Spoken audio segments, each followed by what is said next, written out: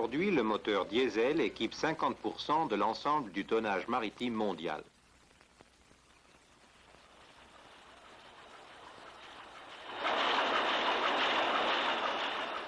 Un rendement maximum, une consommation d'huile minime, une durée illimitée, c'est ce que l'on exige d'un bon moteur marin. Le chef mécanicien qui l'utilise chaque jour y veille. En ce moment, il contrôle les températures des gaz d'échappement et de l'eau de refroidissement.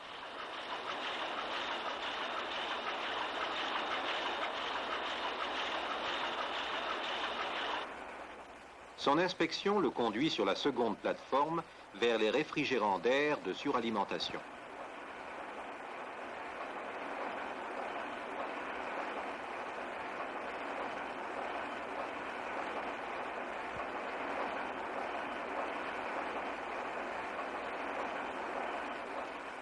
En bas, au poste de manœuvre, s'effectue par les voyants le contrôle du retour d'huile de refroidissement des pistons.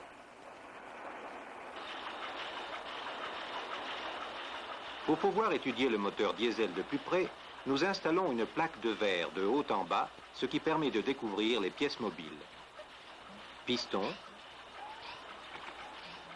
tige de piston, crosse,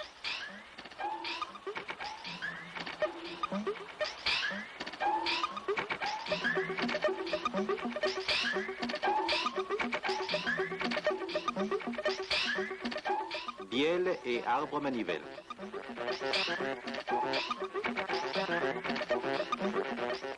Cette coupe transversale permet de voir ces pièces essentielles du moteur en fonctionnement.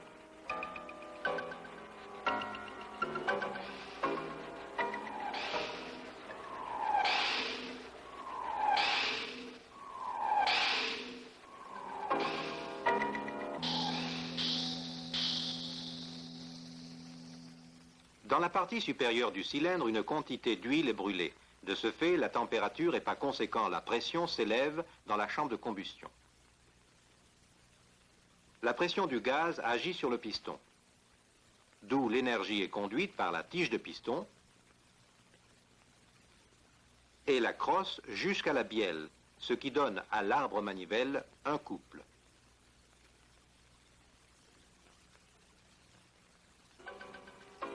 L'énergie calorifique du combustible est transformée en énergie mécanique. Dans une position arbitraire du piston pendant la course travail, la crosse reçoit une poussée verticale de la tige de piston et une poussée oblique de la bielle qui, ajoutées l'une à l'autre, produisent une poussée horizontale. Cette poussée horizontale est supportée par le bâti du moteur. C'est pourquoi les crosses sont munies de patins qui glissent sur des surfaces verticales, les guides de patins, sur le bâti.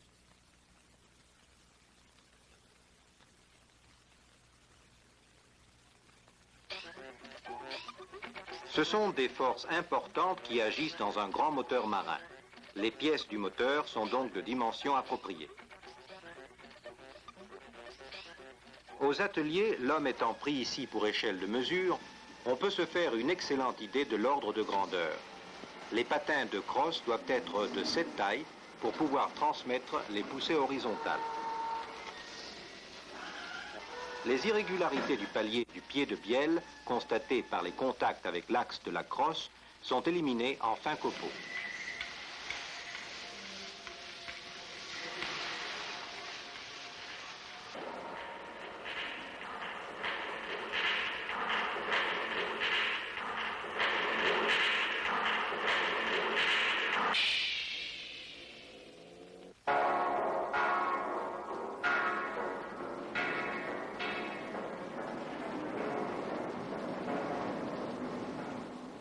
Pour assurer l'étanchéité sous haute pression, le piston est muni de segments.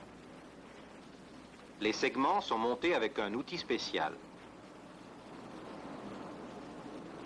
L'outil assure au segment une flexion uniforme et l'ouvre sans risque de provoquer une déformation permanente.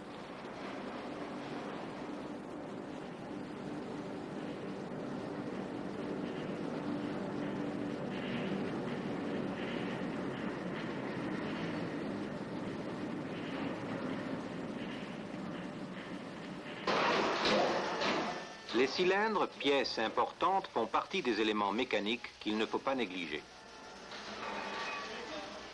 Les lumières de balayage sont percées en oblique de telle sorte que le balayage s'effectue en tourbillon.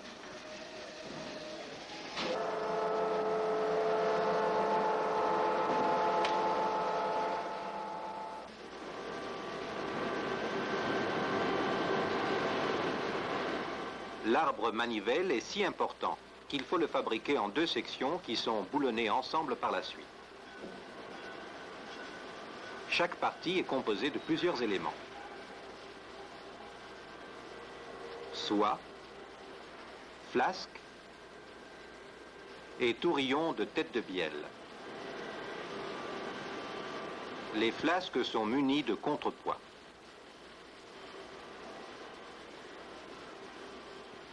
Voyons de plus près le cycle du moteur à 2 temps. L'air frais provient d'une soufflante. De la soufflante, l'air est mené par un conduit le long du moteur jusqu'à la chambre d'air de balayage autour du cylindre.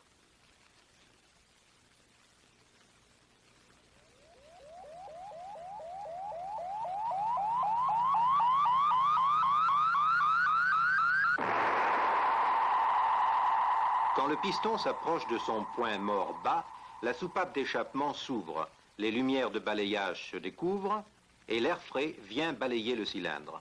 La soupape d'échappement et les lumières de balayage se referment alors. La compression échauffe l'air, le combustible est injecté et allumé par la chaleur de l'air ambiant. La combustion élève la température et par cela même la compression qui meut le piston. La soupape d'échappement s'ouvre, la compression baisse et les déchets de combustion sont évacués. L'air est comprimé de nouveau. Le combustible est injecté, il s'enflamme. Les gaz se dilatent. La soupape d'échappement s'ouvre, les lumières de balayage se découvrent, le cylindre est balayé et le cycle continue.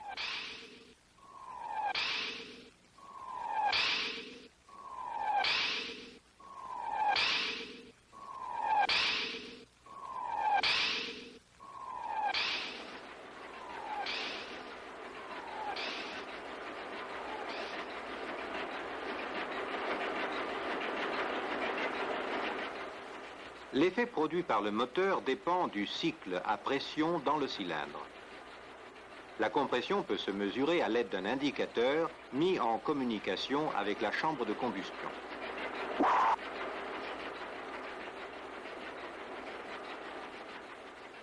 Le style se déplace selon les changements de la pression dans le cylindre. Le tambour et le papier sont reliés à la traction du piston du moteur et se déplacent en mesure avec le piston.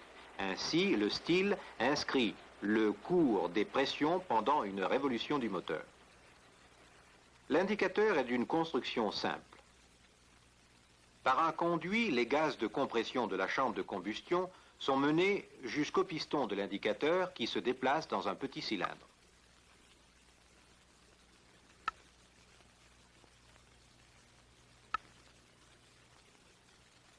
La force du mouvement est limitée par un ressort. Le ressort est interchangeable de telle sorte qu'il puisse être appliqué à différentes forces de pression. Le mouvement est transmis jusqu'à un levier muni d'un style. Le style appuie sur le tambour qui avance et recule en mesure avec le déplacement du piston du moteur. Un diagramme s'inscrit alors qui montre le rapport entre la pression des gaz dans le cylindre et la position du piston.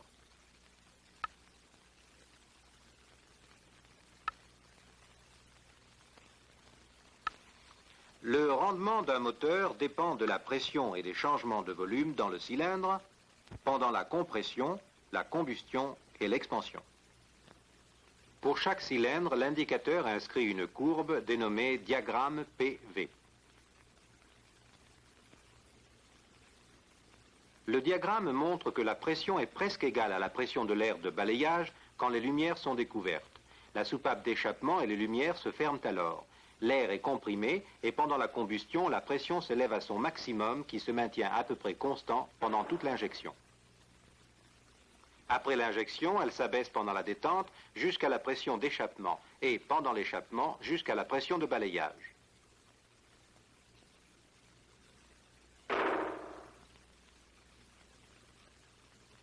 Balayage, compression, combustion, expansion, échappement et de nouveau balayage.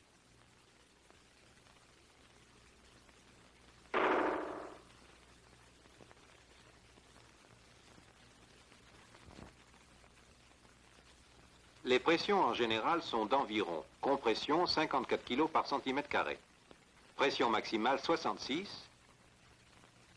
pression d'échappement 8 et pression d'air de balayage 1,75 kg par cm². À partir des indications du diagramme, il est possible de déterminer la puissance indiquée du moteur. En une position donnée du piston pendant la compression, une certaine pression, P, s'exerce à la tête du piston.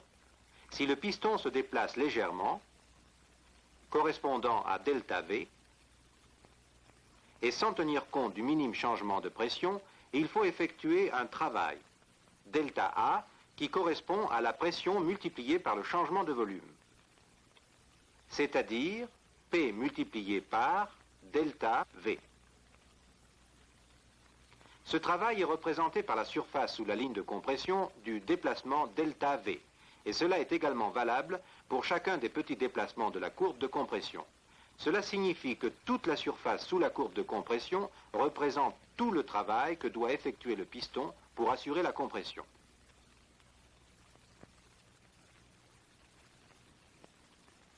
Pendant l'expansion, la pression du piston s'exerce dans la même direction que le mouvement du piston. Le piston reçoit donc un travail. De la même manière qu'auparavant, on constate que le travail reçu est représenté par la surface sous la courbe d'expansion. Ce travail transféré au piston pendant toute une révolution du moteur doit par conséquent être la différence entre le travail fourni pendant la compression et le travail reçu pendant l'expansion,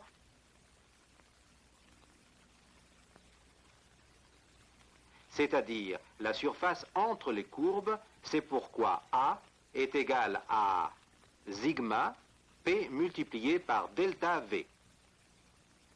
On peut imaginer que la même surface est produite par une course de compression sous pression atmosphérique et un effet d'expansion avec une surpression constante sur le piston. Cette surpression constante, PI, qui indique la pression moyenne, peut être déterminée de manière à obtenir la même surface que dans le véritable diagramme.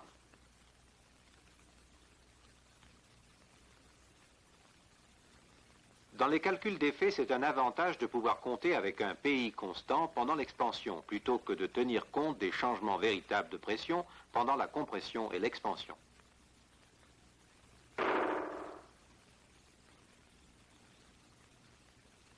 Le travail en kg/cm pendant une révolution se décrit donc par A égale PI multiplié par VS, où PI représente la pression moyenne en kg par cm² et VS la cylindrée en cm3. Il y a une course travail par révolution. En multipliant le nombre de tours par seconde, on obtient le travail par kg/cm par seconde, c'est-à-dire la puissance. Au lieu de VS, on utilise la surface du piston multipliée par la course, c'est-à-dire pi sur 4 multiplié par d au carré multiplié par S en cm3. Pour obtenir l'effet en chevaux, il faut diviser par 7500.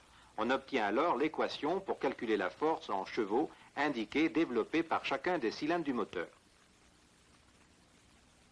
Prenons un exemple. Un moteur avec un PI égal à 9,5 kg par cm², un diamètre de piston de 84 cm, une course de 180 cm et le nombre de révolutions 110 par minute, La puissance développée en chevaux indiquée sera de 2300. La plus grande poussée appliquée au piston est représentée par la plus forte pression de combustion moins la pression atmosphérique à la base du piston, multipliée par la surface du piston, soit 65 fois pi sur 4 multiplié par 84 au carré, ce qui donne 360 000 kg. Le diagramme peut également servir de base au calcul des températures dans le cylindre.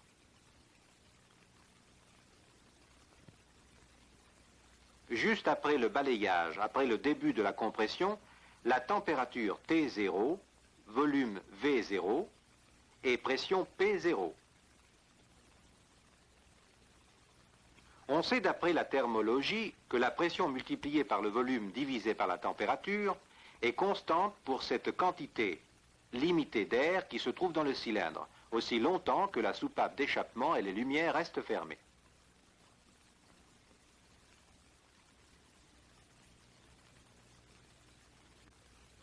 L'équation peut être utilisée pour décrire la température T directement pendant une position donnée du piston.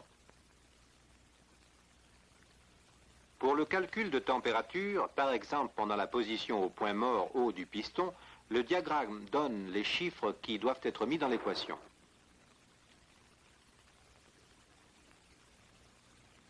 Si l'on prend une température de commencement de 350 degrés Kelvin, une pression initiale de 1,75 kg par cm², un volume initial de 950 litres, une pression au point mort haut de 54 kg par cm² et un volume de compression de 78 litres, la température sera donc de 890 degrés Kelvin.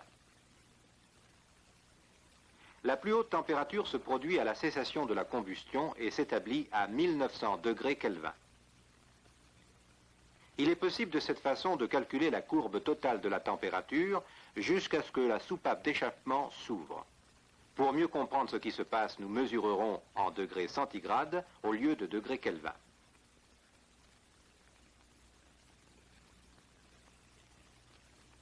Déjà au moment de la compression, la température atteint le point de fusion du plomb. Pendant la première partie de la combustion, la température atteint le degré de fusion de l'aluminium.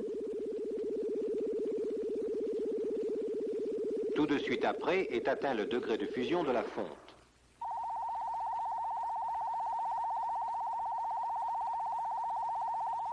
Les hautes chaleurs à l'intérieur du cylindre dépassent même la température de fusion de l'acier.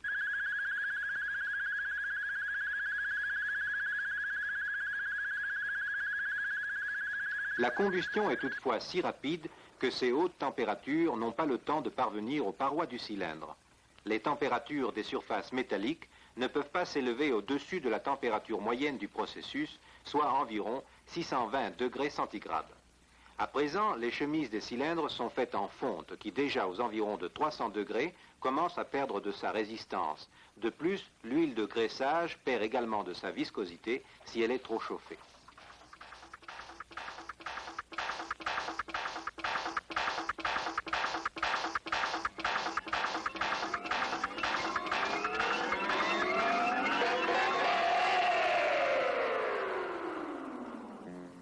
C'est pourquoi il est nécessaire d'avoir recours à un refroidissement efficace, en partie avec de l'huile ou de l'eau, qui, par la tige du piston, est conduite au piston lui-même, et en partie avec de l'eau circulant dans l'enveloppe autour du cylindre et dans la chambre d'eau de la culasse. En maintenant l'eau de refroidissement aux environs de 70 degrés, on parvient à éviter que la température des parois intérieures du cylindre ne dépasse 300 degrés centigrades. Cela est dû à la baisse de température qui se produit par le passage de l'air au métal.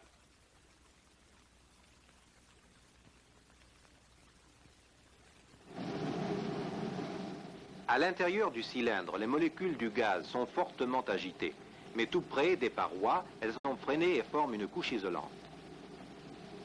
Une forte baisse de température se produit alors au passage du gaz au métal. Dans les parois même, la température s'abaisse régulièrement, mais au passage à l'eau de refroidissement, il se produit encore une brusque chute de température en raison du freinage du mouvement des molécules de l'eau lorsqu'elles atteignent les parois. La température moyenne du gaz est de 620 degrés centigrades. Et l'eau de refroidissement se maintient à 70 degrés. Il est possible de déterminer une épaisseur de fer ayant la même résistance de conductibilité comme la résistance à l'échange thermique entre l'air et les parois du cylindre. Et de la même manière, déterminer l'épaisseur de fer ayant la même résistance de conductibilité comme la résistance à l'échange thermique entre l'eau et les parois du cylindre. Comme la baisse de température dans l'épaisseur totale du fer homogène s'effectue régulièrement, les températures des parois du cylindre peuvent être déterminées. Ces températures calculées pour les parties les plus chaudes du cylindre expliquent comment les matériaux peuvent résister malgré les hautes températures de combustion.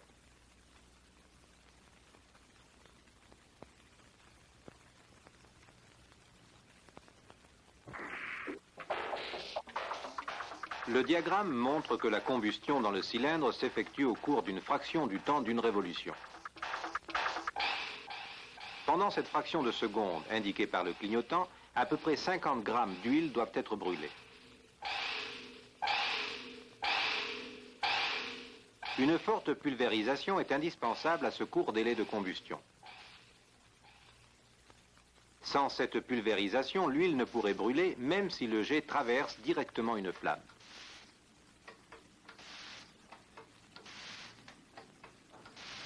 Si l'on élève la pression de la pompe à injection jusqu'à 80 atmosphères, l'huile est davantage pulvérisée, mais pas suffisamment pour permettre une combustion certaine.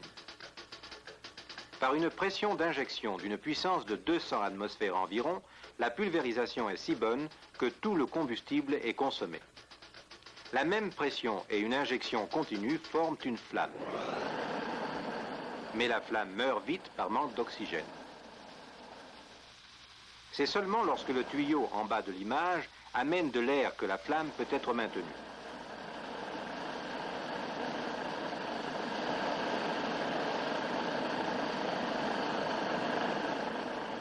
La flamme se forme à 4 décimètres environ du pulvérisateur. Cela signifie qu'il y a un 400e de seconde entre le début de l'injection et le début de l'allumage, le retard à l'allumage. Dans un moteur chaud, le retard à l'allumage est d'environ moitié plus grand. C'est la collision entre les molécules de l'air qui divise le jet d'huile et en pulvérise les particules. Un essai dans une chambre de pression et avec une caméra à mouvement accéléré, enregistrant 3000 images par seconde, montre l'indépendance des gouttes d'huile lorsqu'elles se rencontrent avec les molécules d'air. Primo, on fait le vide dans la chambre de compression. Et la caméra accélérée montre l'aspect du jet avant qu'il n'atteigne le fond de la chambre. Le vide est alors remplacé par une pression de 3 atmosphères. Et la caméra accélérée enregistre le jet dont les gouttes sont plus petites et l'angle d'injection plus grand. La collision avec les molécules d'air se fait plus violente et la pulvérisation devient meilleure lorsque l'huile est injectée sous haute pression. Dans le moteur diesel, l'huile de combustion est injectée sous haute pression par une pompe à combustible. L'huile arrive par une chambre circulaire, d'où elle est aspirée dans le cylindre, qui, par un trou axial et radial du piston, est relié à une rainure dans le piston. De la pompe, l'huile s'écoule à travers un filtre jusqu'à une canalisation fermée de l'injecteur. Un puissant ressort exerce une pression sur l'aiguille de la soupape, fermant ainsi le passage d'huile au pulvérisateur. L'élévation de la pression commence lorsque le piston a fermé l'orifice. L'huile exerce une pression sur le cône de l'aiguille de l'injecteur, le soulève légèrement, à la suite de quoi la surface sur laquelle la pression s'exerce augmente et l'aiguille est repoussée vers le haut. L'huile afflue à présent à travers les orifices du pulvérisateur avec une très grande vitesse qui permet une fine pulvérisation.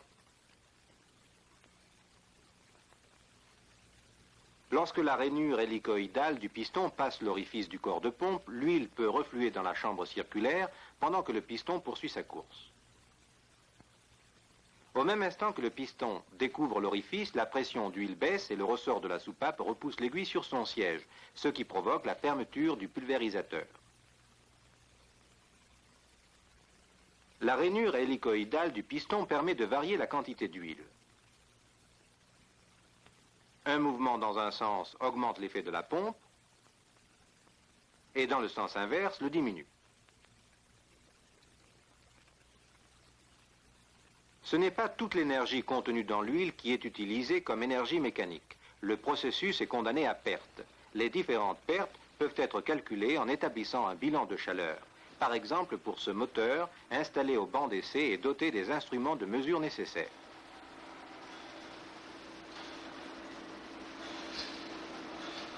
Le moteur est réglé et ajusté avant les essais.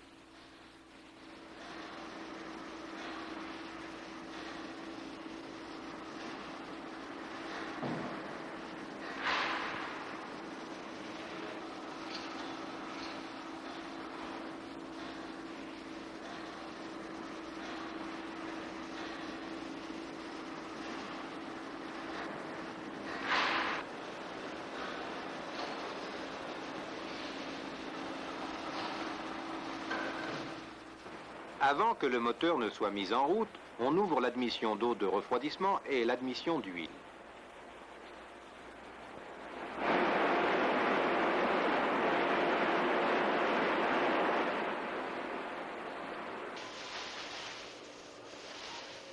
On utilise de l'air comprimé pour le mettre en marche.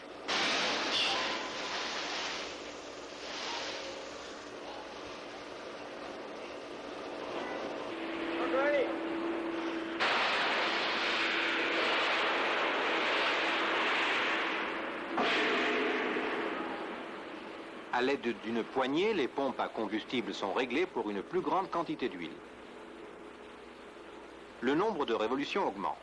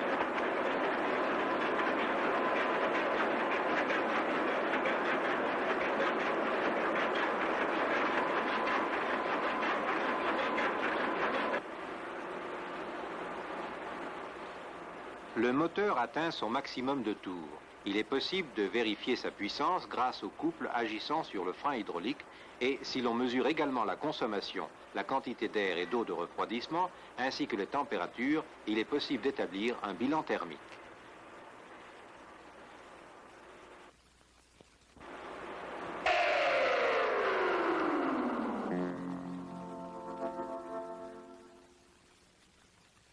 Imaginons un moteur isolé dans une caisse. Calculons les énergies calorifiques qui s'ensuivent et conduisons-les à travers les parois de la caisse. Ce qui se produit à l'intérieur de la caisse est sans importance pour le calcul des chaleurs. Avec l'huile combustible, on produit de l'énergie. Par l'élévation de la température de l'eau de refroidissement, de l'énergie calorifique se perd. Par la hausse de la température de combustion, l'énergie calorifique se perd également. Et dans le frein hydraulique se dissipe l'énergie mécanique.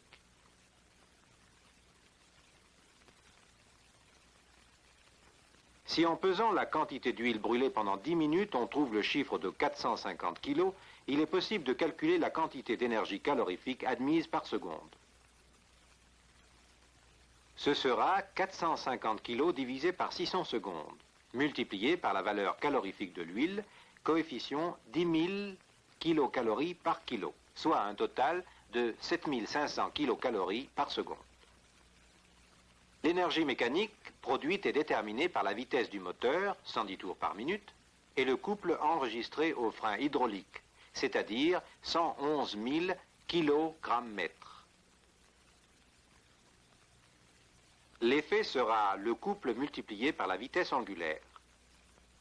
Pour obtenir le résultat en kilocalories par seconde, nous diviserons par 427, ce qui donne 3000 kilocalories par seconde.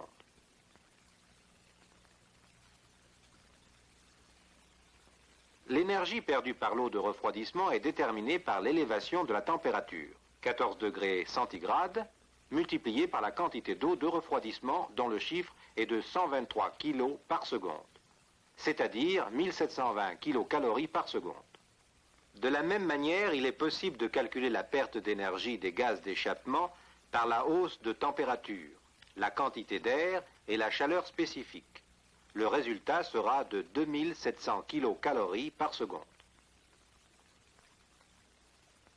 Une image plus claire est obtenue en convertissant les chiffres en pourcentage d'énergie admise. Le bilan thermique révèle qu'il faut ajouter 1% au compte des pertes. Cette perte d'énergie est due à la radiation de la chaleur du moteur que nous n'avons pu mesurer, plus les déchets des gaz d'échappement.